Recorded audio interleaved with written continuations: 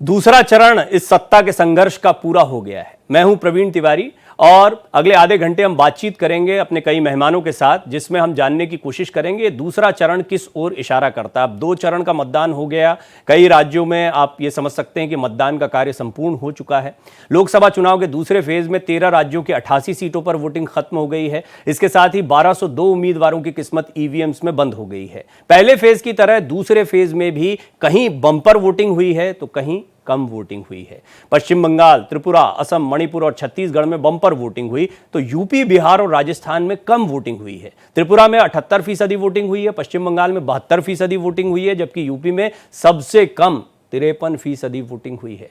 वहीं 2019 लोकसभा चुनाव के दूसरे चरण में हुई वोटिंग की बात करें तो 13 राज्यों के 88 सीटों पर करीब 70% वोटिंग हुई थी, जिसमें सबसे ज्यादा मणिपुर बाहरी सीट पर 84% वोटिंग हुई थी, जबकि सबसे कम बेंगलुरु दक्षिण सीट पर 53% वोटिंग हुई थी। वहीं बंपर वोटिंग प्रतिशत की बात की जाए तो आमतौर पर वोटिंग प्रतिशत बढ़ना सत्ता पक्ष के खिलाफ जनता का आक्रोश माना जाता है। ऐसा माना जाता है कि लोग मौजूदा सरकार को बदलने के लिए अधिक वोट करते हैं। ऐसे में बड़ा सवाल है, क्या पश्चिम बंगाल में बंपर वोटिंग से ममता सरकार को नुकसान हो सकता है? तो वहीं क्या त्रिपुरा में ज्यादा वोटिंग प्रतिशत से बीजेपी की टेंशन बढ़ने वाली है? इस पर करेंगे बड़ी चर्चा बड़े पैनल के साथ, लेकिन उससे पहले देखिए हमारी ये खास रिपोर्ट।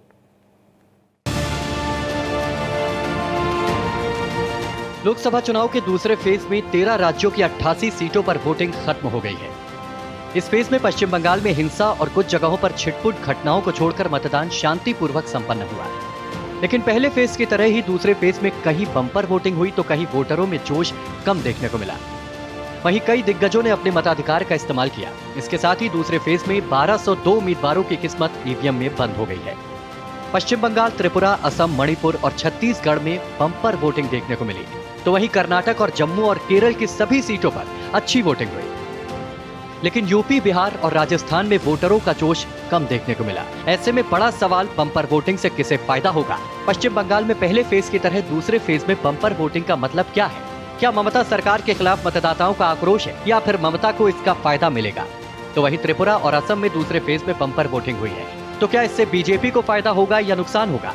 इस बारे में राजनीतिक जानकारों की माने तो आमतौर पर बंपर वोटिंग या वोटिंग प्रतिशत बढ़ने को सत्ता पक्ष के खिलाफ जनाक्रोश के रूप में देखा जाता है। माना जाता है कि लोग मौजूदा सरकार को बदलने के लिए ज्यादा वोट करते हैं। अधिक वोटिंग प्रतिशत को सरकार बदलने का पर्याय माना जाता है, लेकिन कम वोटिंग प्रतिशत ने सभी पार्टियों की टेंशन बढ़ा दी है। 2019 लोकसभा चुनाव के दूसरे चरण में हुई वोटिंग की बात करें तो 13 राज्यों के 88 सीटों पर 70.09% वोटिंग हुई थी, जिसमें सबसे ज्यादा मणिपुर बाहरी सीट पर 84.14% वोटिंग हुई थी, जबकि सबसे कम बेंगलुरु दक्षिण सीट पर 53.70% वोटिंग हुई थी। हालांकि पिछले कुछ चुनाव में अधिक वोटिंग प्रतिशत पर बदलाव वाला ट्रेंड बना है। लोकसभा चुनाव 2014 और 2019 के आंकड़ों को देखें तो ज्यादा वोटिंग प्रतिशत के बावजूद केंद्र में एनडीए की सत्ता में वापसी हुई है। 2014 के 66.4% के मुकाबले 2019 में 67.3% वोट पड़े थे। बावजूद इसके केंद्र में बीजेपी की सत्ता में वापसी हुई थी। बहरहाल पहले फेज में 102 और दूसरे फेज में 88 सीटों को मिलाकर 190 सीटों पर हुई वोटिंग के बाद एनडीए और इंडिया गठबंधन की ओर से अपनी अपनी जीत के दावे किए जा रहे हैं। आज यूं तो दिन भर हम इस पर बात करते रहे, तमाम मेहमानों के साथ बात हुई है, लेकिन ये समय बड़ा महत्वपूर्ण होता है क्योंकि इस समय तक आपके पास वोटिंग परसेंटेज आ जाता है। दिन भर क्या हलचल रही, जितनी अपीलें की जाती हैं, उन अपीलों का कितना असर पड़ा, ये सारी चीज़ें स्पष्ट हो जाती हैं। तो इस पर आप बातचीत करेंगे और इसमें मेरी मदद करेंगे आज का जो पूरा दिन रहा है उसको एनालाइज करने में खेमचंद शर्मा जी जो प्रवक्ता हैं भारतीय जनता पार्टी के, यश श्रीवास्तव जी जो प्रवक्ता हैं कांग्रेस के, देवकी नंदन मिश्रा जी चुनाव विश्लेषक के तौर पर एक बार फिर जुड़ रहे हैं, दिन में भी हमारे साथ थे, और सुनील मिश्रा जी चुनाव विश्लेषक के तौर पर मेरे साथ रहेंगे। आप सभी का मैं बहुत बहुत स्वागत करता हूं। देवकी नंदन जी, आपसे शुरुआत कर रहा हूं, फिर मैं पॉलिटिकल पार्टीज की तरफ जाऊंगा, बीजेपी और कांग्रेस से बातचीत करूंगा। लेकिन हमने देखा कि आज हम दिन में भी बात कर रहे थे वोटिंग परसेंटेज को लेकर, आपने अपनी एक बड़ी डिटेल्ड एनालिसिस भी रखी थी। अब बहुत स्पष्ट हो गया है कि बहुत सारी अपील होने के बावजूद वोटिंग परसेंटेज नहीं बढ़ा। आपने कई कारण गिनाए थे, लेकिन फिर भी क्या हम किसी नतीजे पर पहुंचे कि वोटिंग परसेंटेज का नहीं बढ़ना या कम वोटिंग होना ये किसी के लिए नुकसानदायक है? और कुछ जगहों पर बंपर वोटिंग होना, पश्चिम बंगाल में, त्रिपुरा में, ये कुछ इशारा करता है? देखिए डॉक्टर प्रवीण जी, मैं जो पिछला प्रोग्राम आपका था उसमें भी मैंने आपको बहुत डिटेल में बताया था, और उस समय भी मैंने बताया था कि आज जो है जो ट्रेंड नजर आ रहा है उसमें 60% जो है वोट शेयर नहीं हो पाएगा, मतलब वोटिंग पोलिंग नहीं हो पाएगी। और वही हुआ कि 60% पोलिंग नहीं हुई और उत्तर प्रदेश की हालत तो और ज्यादा खराब हो गई। दरअसल है क्या, इसको बहुत बेहतर इसको समझना पड़ेगा कि वोटिंग तो हो रही है, लोग अपील कर रहे हैं, प्रधानमंत्री ने अपील की, चुनाव आयोग ने अपील की, राहुल गांधी ने अपील की, बड़े बड़े नेताओं ने अपील की, लेकिन इसका कोई असर नहीं हुआ। इससे आप अंदाजा लगा लीजिए कि वोटरों में कितनी निराशा है। मैं कई स्टेट में गया इस इलेक्शन के दौरान, मैंने ये पाया कि वोटर पूरी तरीके से चुप है। वो बात नहीं करना चाह रहा है कि हम किसको वोट देने जा रहे हैं, उसका लेकर के कोई उसके भीतर उत्साह जैसी बात ही नहीं है। जी। इसका मतलब ये है कि जो मौजूदा सरकार है, उस सरकार या जो आने वाली सरकार है, जो कोई भी सरकार आएगी, उसको लेकर के उसमें निराशा है। वो ये समझ चुका है कि अब इन राजनीतिक दलों से मेरा कोई भला नहीं होने वाला है। यही वजह है कि इतने बड़े पैमाने पर वोटर में डिप आ रही है। और देखिए, मुझे अभी भी याद है, मैंने पिछले प्रोग्राम में भी आपको बताया था कि 2014 में लोगों में सत्ता बदलने का इतना जबरदस्त उत्साह था कि 8.5% वोट जो है बढ़ा था 2014 में। और आज 4 से आज जो परसेंटेज गया, अभी टोटल डिटेल नहीं आया है, लेकिन मुझे लगता है कि पिछली बार 4.5% का डिप था, इस बार ये 6.5% से ज्यादा का डिप होगा। अगर 6.5% का डिप होता है और ये डिप भारतीय जनता पार्टी का डिप होता है, तो भारतीय जनता पार्टी की 100 सीटें कम होती हैं। अगर ये डिप जो है 6.5% ठीक है, का डाउन जाता थोड़ा जल्दबाजी हो जाएगी। अभी आपने खुद भी कहा था कि इससे हम किसी एनालिसिस पे नहीं पहुंच सकते। मैं इसमें जल्दबाजी की बात नहीं कर हाँ, रहा। मैं जानता हूं कि आपने स्पष्ट तौर पर कहा था कि इसके आधार पर कुछ कहना बड़ा मुश्किल है, इसके आधार पर कुछ नहीं कहा जा सकता। बहुत मुश्किल जी जी, है। मैं आऊंगा और थोड़ा बाकी मेहमानों को भी शामिल कर लेते हैं चर्चा में। बाकी मिश्रा जी, बाकी मेहमानों को भी शामिल कर लेते हैं। खेमचंद जी भी कुछ कहना चाह रहे हैं। खेमचंद जी, मैं आपके पास आता हूं, लेकिन मैं चाह रहा हूं कि सुनील मिश्रा जी से भी एक टिप्पणी ले लूं फिर, क्योंकि पॉलिटिकल ये डिबेट ओपन होगी, कांग्रेस बीजेपी के अपने अपने तर्क आएंगे इस पर। तो सुनील मिश्रा जी, आप भी मुझे बताएं कि कम वोटिंग परसेंटेज किसकी चिंता को बढ़ाएगा? देखिए प्रवीण जी, सबसे पहली चीज तो ये समझिए कि जो देवकी नंदन मिश्रा जी का कैलकुलेशन है, मैं इससे थोड़ा इत्तेफाक नहीं रखता हूं। आप अगर ये दिखा रहे हैं कि जनता में कहीं ना कहीं सत्ता को लेकर, सत्ता परिवर्तन को लेकर जोश नहीं है, ऐसी बातें नहीं है। पिछली वोटिंग के डिबेट में भी मैं आपके एंकर के साथ था और मैं ये बताने की कोशिश किया था कि कहीं ना कहीं भारतीय जनता पार्टी ने जो 400 प्लस का नारा दिया है, उसका दुष्परिणाम हिंदी भाषी प्रदेशों पे पड़ रहा है। क्योंकि हिंदी भाषी प्रदेशों में लोगों को लगता है कि मोदी जी तो सत्ता में आ ही रहे हैं, अगर मैं अपना मतदान नहीं देता हूं तो उससे कोई ज्यादा फर्क नहीं पड़ने वाला है, पहली चीज।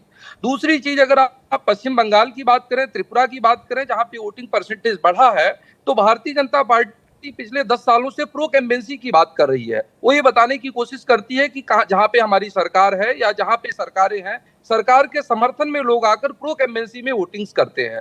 मुझे लगता है कि जो कहीं ना कहीं भारतीय जनता पार्टी के लिए यह चिंता का विषय है कि उसके कार्यकर्ताओं में और उसके मतदाताओं में एक डर नहीं है, निडरता। मुझे लगता है, अपनी मैं पुस्तक, तमाम पुस्तकें मैंने लिखा, अपनी पुस्तक में लिखा था कि जीत के लिए जो डरता नहीं है, राजनीति में वो कुछ करता नहीं है। तो मुझे लगता है कि भारतीय जनता पार्टी को, अपने कार्यकर्ताओं को और मतदाताओं को यह बात विश्वास दिलाना होगा कि अगर ज्यादा से ज्यादा संख्या में आप मतदान आकर नहीं करेंगे तो जो 400 पार का आंकड़ा है वो कहीं ना कहीं फिसल सकता है। ठीक है, बिल्कुल बिल्कुल ठीक है। आपकी कुछ बातें बिल्कुल वाजिब दिखाई पड़ती हैं। हालांकि हम ये जानते हैं कि सीटों की संख्या पर वोटिंग परसेंटेज का असर नहीं पड़ता, तो जीत हार होगी, भले ही कितने भी वोटर मतदान करने के लिए आते हैं, नहीं आते। हाँ, किसके पक्ष में कितना मतदान हो रहा है। और आज मैं आता हूं मिश्रा जी आपके पास। आज प्रधानमंत्री जी ने भी, सुनील मिश्रा जी की बात का मैं जवाब देना चाहता हूं। सुनील मिश्रा जी ने कहा कि भारतीय जनता पार्टी का वोटर ये मान रहा है कि हम मोदी जी 400 पार तो आ ही रहे हैं, इस वजह से घर से नहीं निकल रहा है। तो इसका नुकसान किसको हो रहा है? इसका नुकसान क्या कांग्रेस को होगा, इंडिया गठबंधन को होगा कि भारतीय जनता पार्टी को? मैं आपको एक चीज बताया कि कहीं ना कहीं भारतीय जनता पार्टी को सापेक्ष नुकसान होगा। लेकिन उसका अगर हम इस कैलकुलेशन में करते हैं कि 100 सीटों पे नुकसान हो सकता है, 100 सीटें कम है, तो नहीं है। ठीक है, आप दोनों एक ही पॉइंट पर आ रहे हैं, कोई बहुत विरोध नहीं है उसमें। लेकिन खेमचंद शर्मा जी, आज अररिया में भी हमने देखा प्रधानमंत्री मोदी ने अपने भाषण की शुरुआत, जो आमतौर पर नहीं होता है, बहुत जबरदस्त तरीके से उन्होंने वोट की अपील से और मतदाताओं को बाहर निकलकर उत्सव की तरह आप इसको मनाएं, इस अपील के साथ में उन्होंने मतदाताओं का आह्वान किया था। अभी आप इसको कैसे देखते हैं, कम वोटिंग परसेंटेज को? नमस्कार, जय हिंद। जय हिंद। देखिए, मैं सोचता हूं और मैं मानता हूं, मैंने एनालाइज भी किया है। मैं उत्तर प्रदेश से आता हूं, पश्चिमी उत्तर प्रदेश से आता हूं। आज वहां पे वोटिंग हुई है। ये बात सच है कि जब सरकार बदलनी होती है तो लोगों में उत्साह होता है, लोग उसमें बढ़ चढ़ के हिस्सा लेते हैं। जैसे 2014 में हुआ, उस समय जो सरकार का कुशासन था उससे लोग दुखी थे, पीड़ित थे, गुस्से में थे। तो उस गुस्से की वजह से, उस दुख की वजह से, और आदरणीय प्राइम मिनिस्टर मोदी जी ने एक होप दी, एक डायरेक्शन दी कि भाई मैं आऊंगा तो चीजों को चेंज करूंगा। तो उसकी वजह से बहुत ज्यादा जो वोट परसेंटेज है वो चेंज हुआ। लोग दूर दूर से अपनी नौकरियों से छुट्टी लेके पहुंचे और उन्होंने वोट की। अब क्योंकि जो सरकार है वो अच्छा काम कर रही है और उसके खिलाफ कोई भी रोष नहीं है, गुस्सा नहीं है, तो लोग सेटिस्फाइड है। और कहीं ना कहीं सेटिस्फेक्शन की वजह से जो उनमें एक इंकरेजमेंट होता था, सेल्फ इंकरेजमेंट होता था कि ठीक है कि हम कहीं भी हैं लेकिन हम वोट करने जाएंगे, तो कहीं ना कहीं वो ऐसा रहा वो कि भाई ठीक है हम नहीं भी देंगे तो चलेगा, ऐसा कहीं ना कहीं कारण रहा है। तो ये दिखाता है कि कहीं गुस्सा नहीं है, लोग खुश हैं और इसीलिए वो चाहते हैं और उनको पता भी कि आदरणीय प्राइम मिनिस्टर मोदी जी आ रहे हैं। और दूसरा इसमें पर लोग, ऐसा तो नहीं है कि लोग जो है वो विपक्ष की तरफ नहीं है। विपक्ष का भी ये दावा होगा कि हमारे वोटर्स जो हैं वो पूरी ताकत के साथ वोट कर रहे हैं। और अररिया में जब प्रधानमंत्री कहते हैं तो कहीं ना कहीं एक चिंता होती है। और हम देख रहे हैं कि बयानों में किस तरीके से अब बहुत ज्यादा तीखापन आ गया है, उसमें कहीं ना कहीं स्पष्ट तौर पर यह दिख रहा है कि कोई एक वर्ग का मतदाता या किसी एक पार्टी का समर्थक मतदाता कहीं ज्यादा तादाद में निकल जाए और दूसरी पार्टी का मतदाता इस कॉन्फिडेंस में रह जाए कि हम तो जीत ही रहे हैं, हम तो 400 पार हैं। तो ये तो समस्या हो जाएगी बीजेपी के लिए। नहीं, कोई समस्या नहीं है। मैं आपको बता दूं, इवन समस्या विपक्ष को है। विपक्ष का वोटर जा नहीं रहा है। मैं आपको बताऊं, कल दिल्ली को एक टेम्पलेट मान के अगर चलें तो दिल्ली में कल चांदनी चौक में कांग्रेस के जो कैंडिडेट हैं वो एक एरिया में आते हैं और वहीं पे हमारी लोकल स्तर की मीटिंग होती है। हमारे लोकल स्तर की मीटिंग में 50-60 लोग रहते हैं और कैंडिडेट जिस मीटिंग में आए उसमें 10 लोग भी नहीं रहते। मतलब आम आदमी पार्टी के साथ कोalition है, लेकिन आम आदमी पार्टी का एक भी कार्यकर्ता उस मीटिंग में नहीं जाता। कांग्रेस के जो लोकल कार्यकर्ता, जो पहले ट्रेडिशनल कार्यकर्ता, ठीक है, कार्यकर्ता ऑर्गेनाइजेशन के लेवल पर ये जो आप एक एनालिसिस रख रहे हैं ये अपनी जगह एक अलग बिल्कुल मसला दिखाई पड़ता है। लेकिन खेमचंद शर्मा जी, ये बात हम देख रहे हैं कि पश्चिम बंगाल में आप इसको अलग तरीके से एनालाइज करेंगे, त्रिपुरा में अलग तरीके से एनालाइज करेंगे, और यूपी में और बिहार में अन्य जगहों पर आपका बिल्कुल जो सोचने का तरीका होगा, एनालिसिस का तरीका होगा, वो अलग होगा। ऐसा क्यों? देखिए, सांच को आंच नहीं होती। यूपी में हमारी डबल इंजन की सरकार है, लोग सेटिस्फाइड हैं, लोग स्टेट गवर्नमेंट से भी सेटिस्फाइड हैं, केंद्र सरकार से भी सेटिस्फाइड हैं। तो वहां पे जो विपक्ष के वोटर हैं वो भी निकल के नहीं आ रहे हैं। तो जो मैंने आपको एग्जांपल दिया, मथुरा का भी ऐसे एग्जांपल है। ब्रजभूमि में आता हूँ, ब्रजभूमि में घूमा हूँ,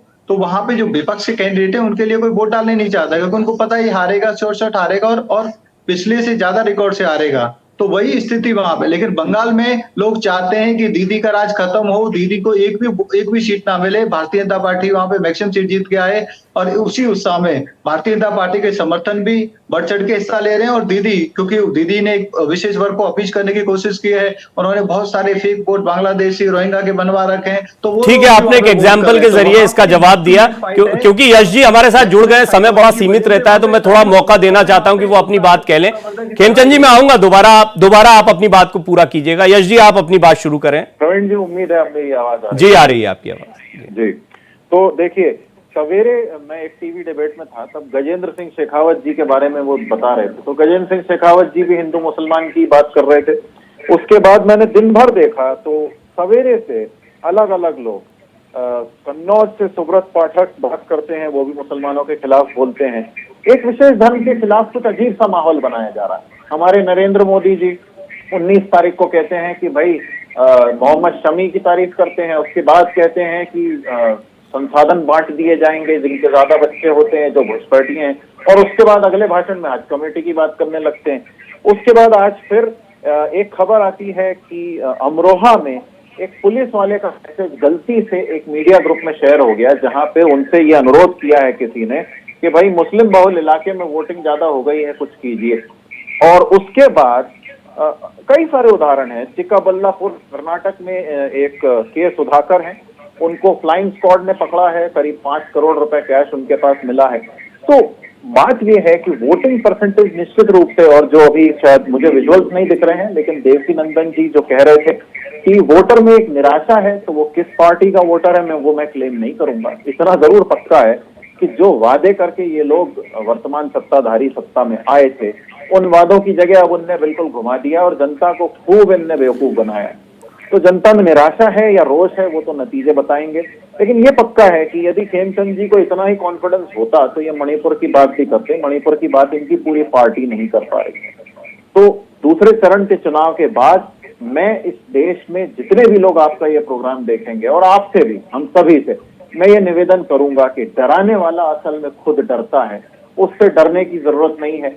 एक साथ आकर आपको वोटिंग जरूर करनी चाहिए, और डर और जुमला और झूठ और अत्याचार की सरकार। ठीक है, आप मुझे दूसरे मोड पर ले आए जिस पर मैं आना चाहता था। अब मैं चाहूंगा थोड़ा संक्षिप्त टिप्पणियों के साथ, सवाल एक ही होगा। खेमचंद जी मैं आपके पास आऊंगा, लेकिन देवकीनंदन जी, तीखा तो हुआ है प्रहार, ये तो देखा है। मैंने पहले भी कहा कि दूसरे चरण के पहले के चुनाव प्रचार में कई ऐसे बयान आए जो सुनकर थोड़ा सा मौका मिला कांग्रेस को भी कहने का कि आप सीधे सीधे ये बातें कर रहे हैं। आपको लग रहा है कि इसकी आवश्यकता आन पड़ी थी? इसकी आवश्यकता आन पड़ी थी तभी बोला गया है, लेकिन उससे पहले जो हमारे साथी पैनल पर बैठे हुए हैं, उनकी बातों में एक बात मैं ऐड करना चाहता हूं कि 2004 में भारतीय जनता पार्टी की सरकार थी, इलेक्शन हो रहा था, और जब इलेक्शन हुआ तो उसमें 2% का वोट का डिप आया था, और 2% का वोट का डिप आया था, और अटल बिहारी वाजपेयी जी की सरकार चली गई थी, यूपीए की सरकार आ गई थी। आप ये मैं आपको सिर्फ ट्रेंड बता रहा हूं, बाकी जो बात अभी यश श्रीवास्तव जी कह रहे थे कि किसी 6% वोट गिर गया, किसका वोट गिरा, मैं इस पर अभी कोई चर्चा नहीं करूंगा, लेकिन कुछ तो है। दूसरी बात आपने जो कही कि तीखापन आ गया है, देखिए क्या है, पॉलिटिक्स में तीखापन तो रहता ही रहता है। अगर तीखापन नहीं रहेगा तो हम चर्चा क्यों करेंगे। लेकिन इसकी शुरुआत की है प्रधानमंत्री नरेंद्र मोदी जी ने। नरेंद्र मोदी जी देश के सबसे बड़े नेता हैं, उनको विश्व का नेता कहा जाता है, और देश के वो प्रधानमंत्री हैं। मैं इतने दिन से पॉलिटिक्स को देख रहा हूं, समझ रहा हूं, किसी प्रधानमंत्री ने खुलेआम मंच से कभी ये नहीं कहा कि हिंदुओं की संपत्ति ली जाएगी और मुसलमानों में बांट दी जाएगी। ये एक बड़ा इंपॉर्टेंट पॉइंट है जिस पर आप लाए हैं, क्योंकि चर्चा के अंतिम दौर में मैं आपको रोकना चाहूंगा मिश्रा जी। खेमचंद शर्मा जी, क्या ऐसी जरूरत पड़ गई कि हिंदू मुसलमान इसको भरे मन से सबसे बड़े नेताओं की तरफ से कहना पड़ रहा है? देखिए, हम तो सच्चाई बता रहे हैं। कांग्रेस ने अपने सो कॉल न्याय पत्र में लिखा है माइनॉरिटी को हम लोन दिलाएंगे, माइनॉरिटी के काम करेंगे, माइनॉरिटी को जो पर्सनल लॉ है उनको इंप्लीमेंट करने की हम खुली छूट देंगे। तो हम तो ये सच्चाई बता रहे हैं कि एक तरफ हम विकास की बात कर रहे हैं, डेवलपमेंट की बात कर रहे हैं, सेवा की बात कर रहे हैं, गारंटी की बात कर रहे हैं, और हमने करके दिखाया है। हमने अपनी जितनी वेलफेयर स्कीम है उसके माध्यम से 25 करोड़ लोगों को गरीबी से बाहर निकाला है, अच्छा स्वास्थ्य दिया है, किसानों की मदद की है, युवाओं को मौके दिए हैं, और हमारा जो इंफ्रास्ट्रक्चर है वो तेजी से आगे बढ़ा है, सिक्योरिटी पे काम किया है, और हमने स्पेस एंड टेक्नोलॉजी पे जबरदस्त आगे काम किया, और हमारे देश को हम लोगों ने नए मैं कह रहा हूं इन्हीं की बात होती ना, बात फिर वो तो ये सारी बातें तो हो चुकी, सीधा इसकी जरूरत क्यों पड़ी, इन बयानों की जरूरत क्यों पड़ी? नहीं, बात पूरी नहीं होगी। तो कांग्रेस वहीं पे बात करती है कि वो माइनॉरिटी को पर्सनल लॉ का मतलब क्या है कि वो सरिया अलाउ करेंगे। अरे भारत क्या सरिया से चलेगा? दोबारा वो कहते हैं रीडिस्ट्रीब्यूशन ऑफ द मनी करेंगे। रीडिस्ट्रीब्यूशन ऑफ द मनी करनी है तो आपने कानून क्यों खत्म किया?